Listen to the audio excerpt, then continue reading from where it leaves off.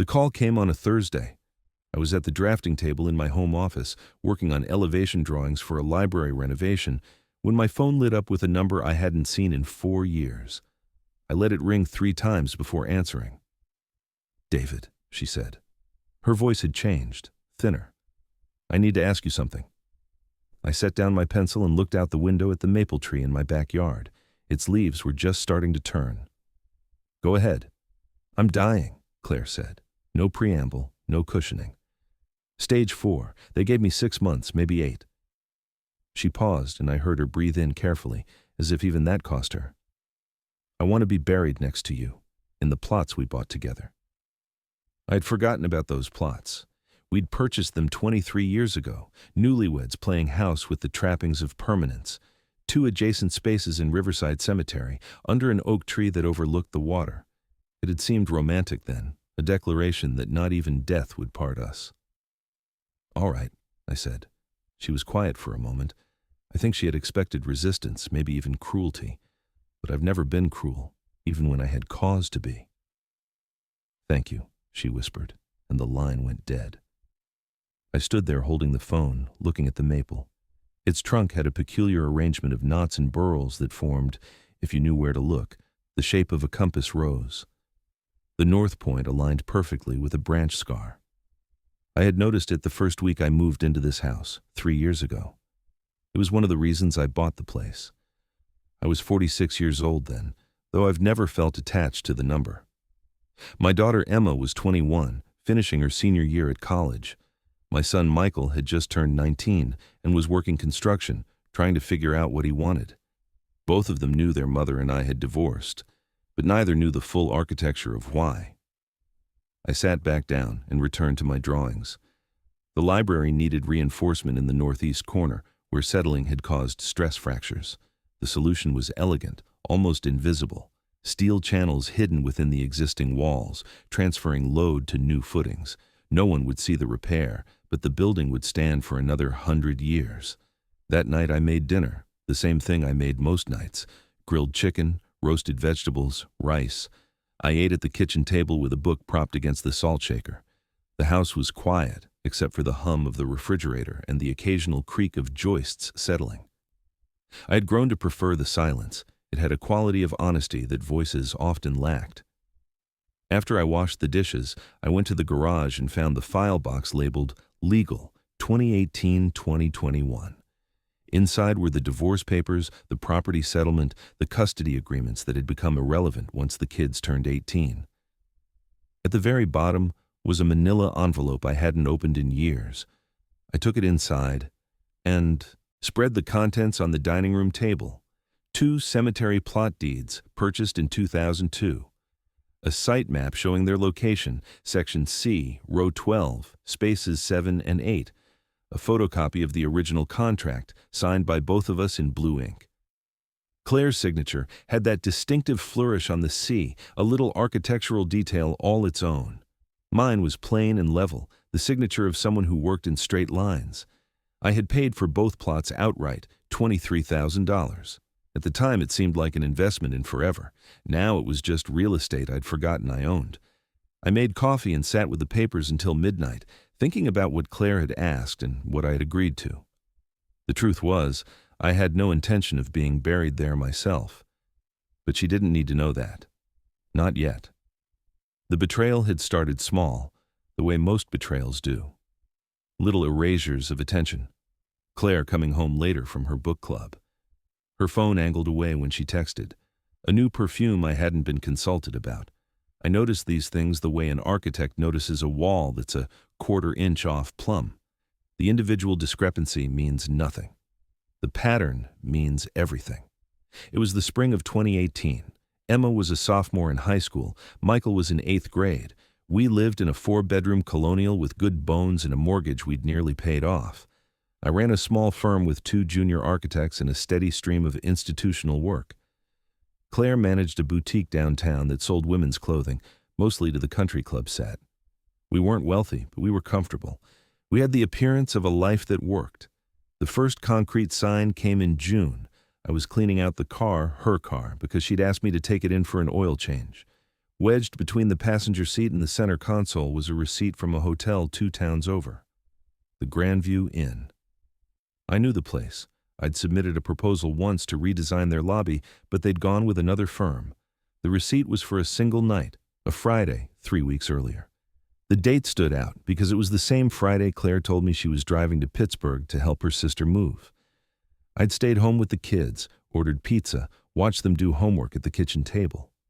I held the receipt in my hand for a long time, sitting in the driver's seat of her sedan. The leather was warm from the sun. I could smell her perfume faintly. The evidence was thin, easily explained. Maybe she'd stopped there for lunch. Maybe a friend had left it in her car. I folded the receipt and put it in my pocket and drove to the garage. I said nothing, but I started watching differently. Not with anger, not even with suspicion exactly. With the trained eye of someone who builds things and knows how structures fail. The cracks always start somewhere invisible. The failure is just the moment when enough small compromises finally show themselves. In July, Claire mentioned she was taking up tennis again. She'd played in college, but we'd never had a membership to the club. She said a friend had guest privileges and invited her to join on Saturdays. Fine, I said. The kids and I would have our own Saturday routine. We started going to the farmer's market in the morning, then hitting the hardware store if I had projects. One Saturday in August, I drove past the tennis club on my way to pick up Michael from a friend's house. Claire's car wasn't in the lot. I circled back, parked on the street, and waited 20 minutes. It never appeared. I went home and said nothing, but that night I checked our cell phone records online, something I'd never done before. I scrolled through the numbers Claire had called and texted over the past 3 months. Most were familiar. Her sister, her mother, friends I knew by name. But one number appeared with startling frequency. Always during the day, always when I was at work. Texts mostly, dozens of them, some calls that lasted 5, 10, 15 minutes. I copied the number into a search engine. Nothing came up. I tried a reverse directory. The listing came back to a James Halloran, age 44, address in the next town over. I didn't recognize the name. I spent the next 3 evenings in my office after Claire went to bed, searching. James Halloran had a LinkedIn profile, sales director for a medical supply company. Divorced, 1 child. His profile picture showed a man with salt and pepper hair, a smile that showed too many teeth, and a golf shirt with a corporate logo. He looked like someone who told jokes at parties and always checked his phone. I found his company's website and clicked through to the staff directory. His email and office number were listed. I didn't contact him. I just studied his face until I could have recognized him in a crowd. The question I kept coming back to was how they had met. Claire didn't work in medical supplies. She didn't play golf. The most likely answer was the simplest one. He'd walked into her boutique, bought something, struck up a conversation. Maybe he complimented her taste. Maybe he lingered after the transaction. Maybe she was lonely and I hadn't noticed because I'd been too focused on blueprints and budgets. Or maybe it didn't matter how it started. The fact was, it had started. And now I had to decide what to do about it. I could have confronted her immediately, laid out the evidence, demanded an explanation, let the anger I was carefully not feeling spill out into our shared space.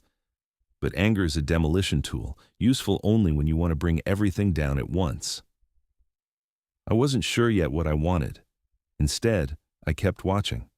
I made notes, not obsessively, just precisely. Dates, times, inconsistencies. I tracked the pattern of her absences against the cell phone records. I paid attention to her mood, the way she looked at me across the dinner table, the tone of her voice when she said she'd be late coming home. In September, Emma mentioned that she'd tried calling her mother's cell on a Saturday afternoon, and it went straight to voicemail for hours. Claire's explanation later was that her battery had died, but I'd seen the phone that night, plugged in and charged. The outgoing calls had stopped at 11 in the morning and didn't resume until after 5. In October, I hired a private investigator.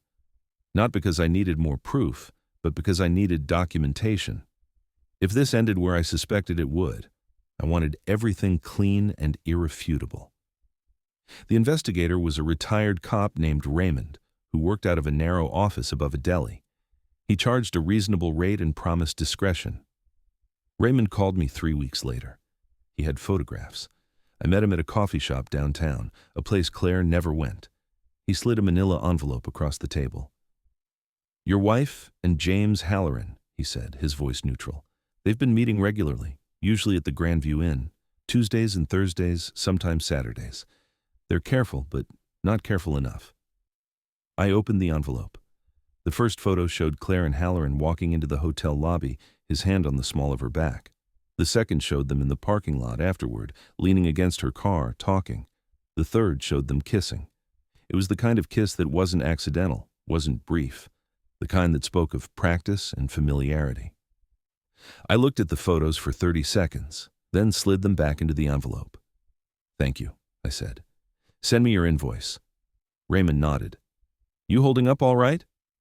"I'm fine," I said, and I was. The grief I'd expected hadn't arrived. What I felt instead was a kind of relief. The foundation had been cracked for months, maybe years. Now I knew exactly where the break was. That night I transferred copies of all the documentation, Raymond's photos, the phone records, the receipts, into a secure cloud folder. I labeled it Evidence and saved the access credentials in a password manager. Then I went to bed and slept soundly for the first time in weeks. I didn't tell Claire what I knew, not yet. I wanted to see how far it would go, whether she would end it herself or whether the lie would become permanent. I kept our routines intact. I made dinners, asked about her day, kissed her goodnight. The performance required no effort. I'd been performing stability for months without realizing it. In November, Claire told me she wanted to spend Thanksgiving with her sister in Pittsburgh. The kids could come, she said, but she understood if I wanted to stay home. Work was busy, she knew. I'd probably appreciate the quiet. "Go ahead," I said. "I'll hold down the fort here." She left on Wednesday afternoon with Emma and Michael. I watched them load suitcases into her car, waved as they pulled out of the driveway. Then I went inside and called Raymond. "I need to know if she's really going to Pittsburgh," I said. He called me back 6 hours later. "She's at the Grandview Inn. Halloran's car is there too. Your kids are with her sister."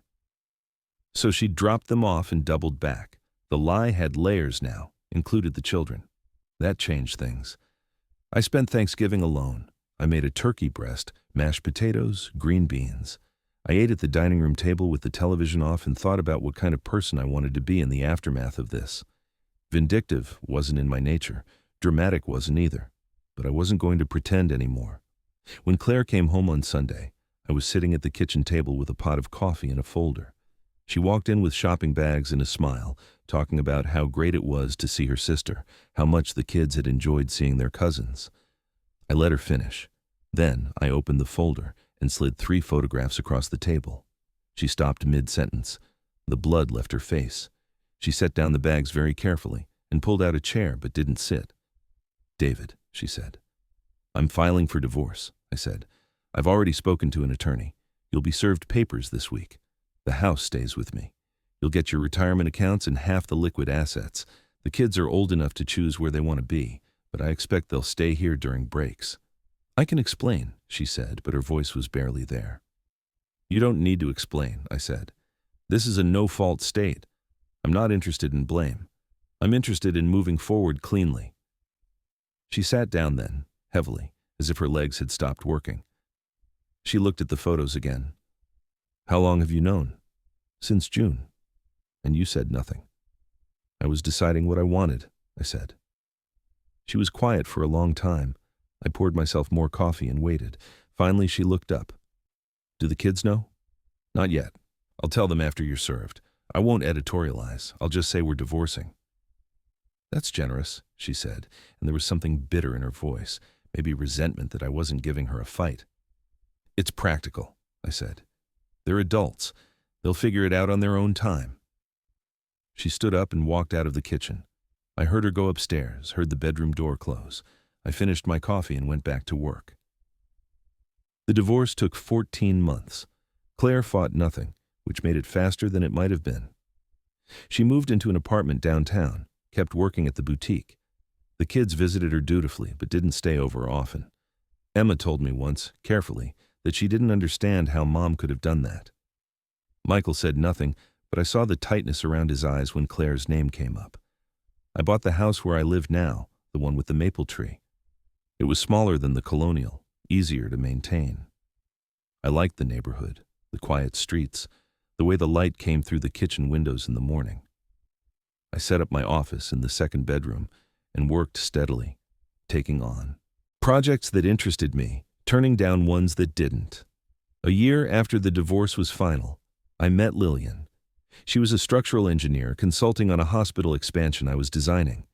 We met in a conference room to discuss load-bearing requirements for a new surgical wing. She had gray-streaked hair pulled into a bun, wire-rimmed glasses, and a way of explaining complex math that made it sound like music. She was 52, widowed young, no children. She lived in a condo by the river and kayaked on weekends. We started having coffee after site meetings, then dinners, then long walks where we talked about everything except architecture.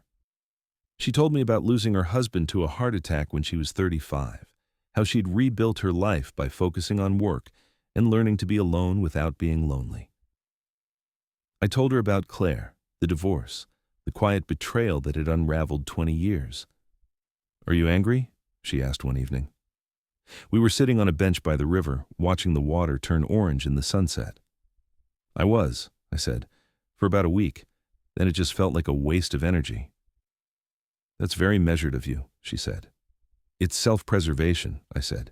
"Anger eats at the foundation. You know that. You're an engineer." She smiled. "I do know that."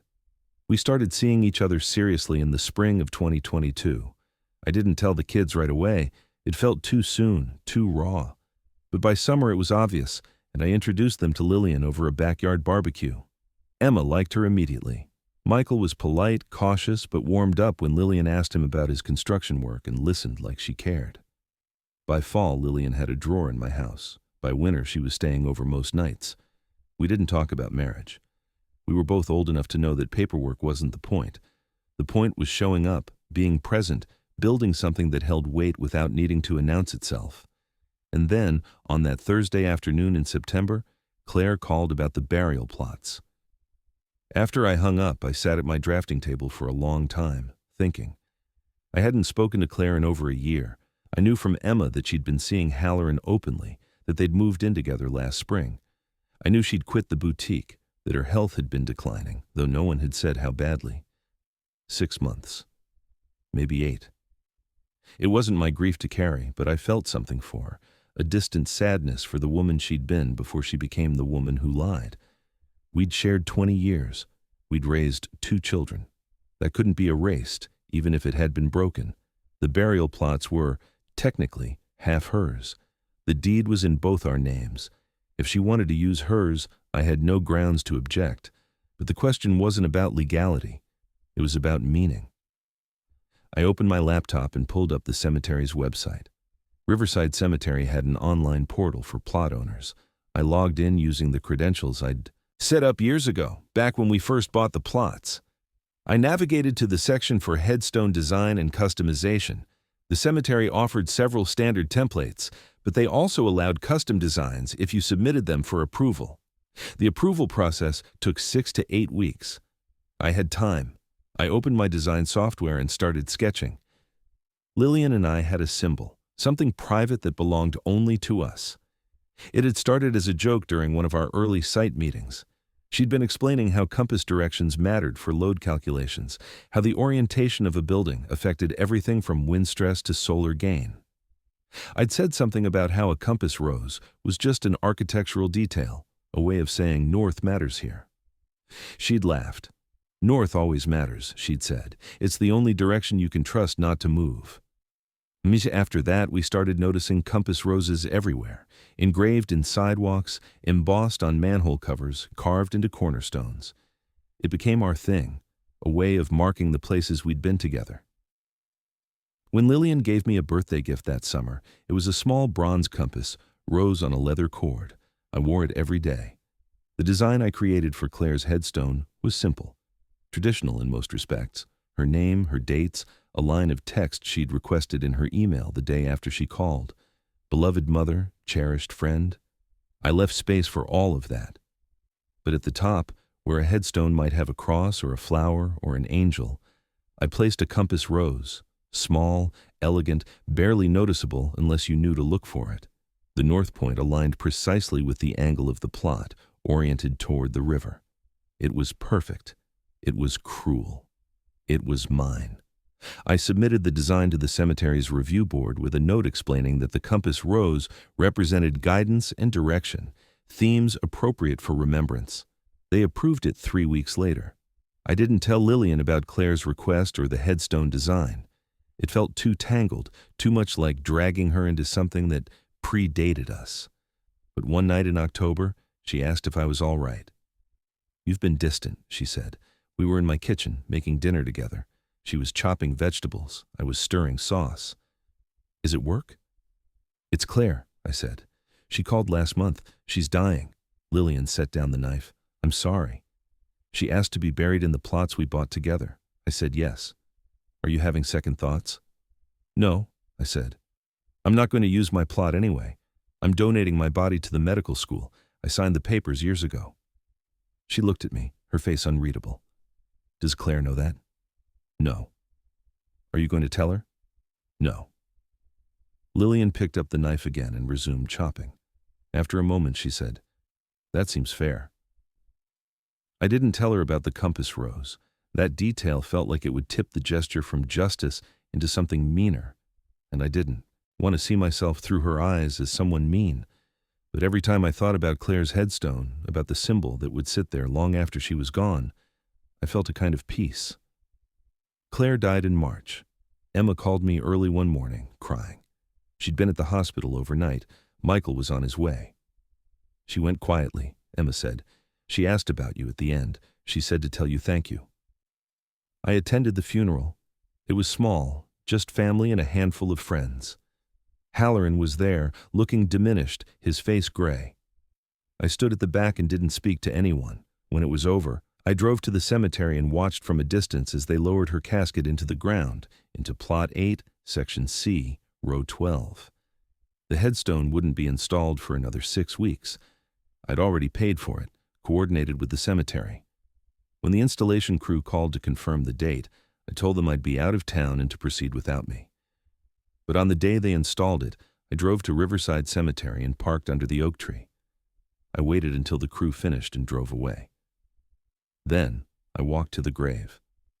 The stone was exactly as I'd designed it, pale granite, simple lines, her name and dates, the inscription she'd chosen, and at the top, small and precise, the compass rose, north pointing toward the river. I stood there for a long time, looking at it. The sky was overcast, the wind cool. The grass around the grave was still raw from the burial, not yet filled in. It would take months for it to settle, for the earth to accept what had been placed there. I thought about Claire, about the woman I'd married and the woman she became. I thought about Lillian, about the life I was building now, about the fact that when I died, my body would go to students who needed to learn anatomy, not to a grave beside someone who'd stopped being my partner years before she stopped being my wife. Claire would rest here under a symbol she'd never understood, never known belonged to someone else. And someday, years from now, when Emma or Michael visited, they might notice the compass rose and wonder what it meant. They might ask me if I was still alive, or they might ask Lillian. And we would tell them it represented guidance, direction, true north. We wouldn't be lying, not exactly. I turned and walked back to my car. The cemetery was quiet except for the wind and the distant sound of traffic. I drove home to the house with the maple tree, where Lillian was waiting with coffee and the Sunday paper. "How was it?" she asked. "Final," I said. She nodded and didn't press for more. That was the thing about Lillian. She knew when to let silence do its work. That night I sat in my office and looked at the bronze compass rose hanging from my desk lamp. "North always matters," she'd said. "It's the only direction you can trust not to move." I thought about Claire's headstone, about the small detail that would outlast all of us. It wasn't revenge. It wasn't even closure, not really. It was just a way of marking the truth, of saying that some things can't be taken back, and some things can't be shared even in death. The plots were paid for. The stone was set. The story was over. Except for the part that only I knew, that only Lillian and I would ever understand. The part where I said yes to a dying woman's request, and meant every word, and gave her a gift she would never comprehend. I sat there until the room grew dark, until the only light came from the compass, rose catching the glow of the street lamp outside. Then I turned off the lamp and went to bed. In the morning, I would go back to work. I would design buildings that would stand long after I was gone. I would have dinner with Lillian and talk about load-bearing walls and kayaking and the way light moves through water. I would live the life I'd built, the one with a solid foundation, the one where north was always north, and I never had to wonder if the structure would hold. And somewhere across town, in Section C, Row 12, Space 8, a compass rose would sit on a headstone, pointing toward the river, marking a grave that told two stories, one for the people who didn't know to ask, and one for me.